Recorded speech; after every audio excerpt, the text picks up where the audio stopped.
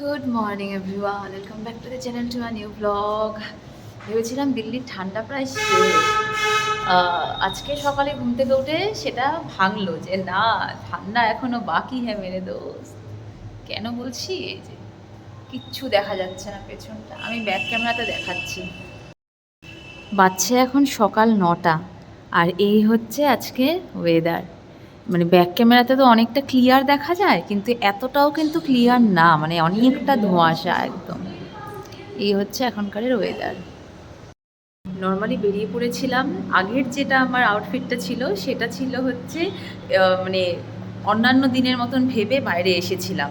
তারপরে দেখলাম যে ওই আউটফিটের সাথে এই ওয়েদারটা একেবারেই বেমানান, আর ঠান্ডাও লাগছিল। এখন আবার ঘরে গেলাম এই ওয়েদারটা দেখানোর পরে, গিয়ে এই যে টুপি হাইনেক সব পরে আবার বাইরে আসলাম, কিন্তু ভালো লাগছে। মানে ঠান্ডাটা না ওই জানুয়ারির 15 তারিখের পর থেকে কেন জানি চলেই গেছিলো। আমি ভাবছিলাম যে দিল্লির ঠান্ডা এত কম, আর প্রীতম বলছে না গত বছরে অনেক বেশি ঠান্ডা ছিল।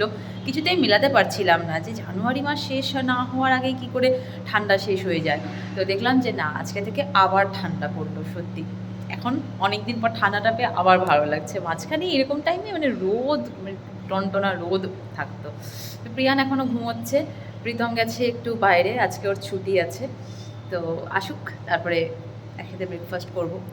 আজকে অনেক দিন বাদে প্রীতম নিয়ে এসেছে ছোলে ভাটুরে, তো ব্রেকফাস্টটা করে নেওয়া যাক। সকাল সকাল ছোলে ভাটুরে নিয়ে এসেছিল প্রীতম, তো আজকে অনেক দিন বাদে একটু ব্রেকফাস্ট করলাম।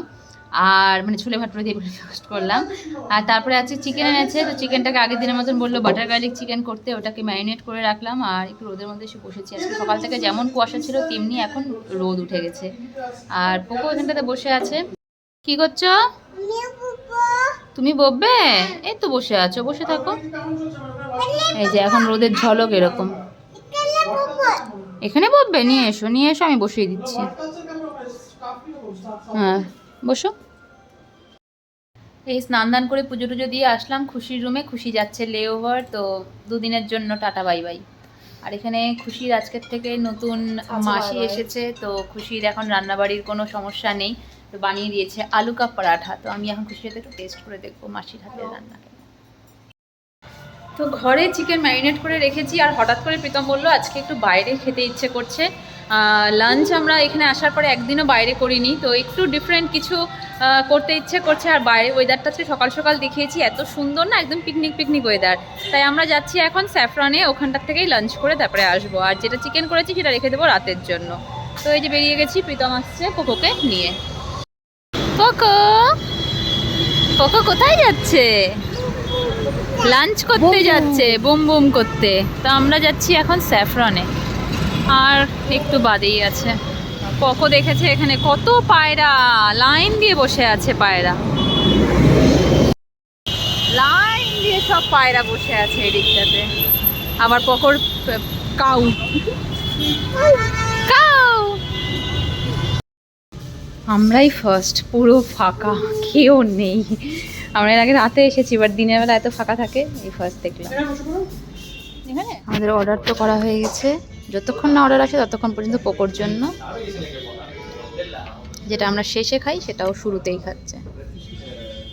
আবার ফার্স্ট এসেছে প্রিয়ানের জন্য, পোকোর জন্য অর্ডার করেছিলাম একটা তাওয়া রুটি, আর এখানটাতে আমাদের আন্ধ্রা চিকেন হচ্ছে। আর আসবে বিরিয়ানি, তাই তো? আন্ধ্রা চিকেন আর বিরিয়ানি আমাদের, রুটি হচ্ছে পোকো। পোকো একাই খেতে পারবে, ওকে আর খাইয়ে দিতে লাগে না। এই চলে এসেছে বিরিয়ানি। তুমি ওটা খেতে পারবে না বাবা, ওটা ঝাল, ওটা প্রচণ্ড ঝাল, তুমি রুটি খাও, ওটা খুব ঝাল। এখানকার বিরিয়ানি অলওয়েজ আমার ফেভারিট, আজকেও দুর্দান্ত, যেমন আন্ধ্রা চিকেন তেমনই বিরিয়ানি। তো এখন যাচ্ছি আবার বাড়ি।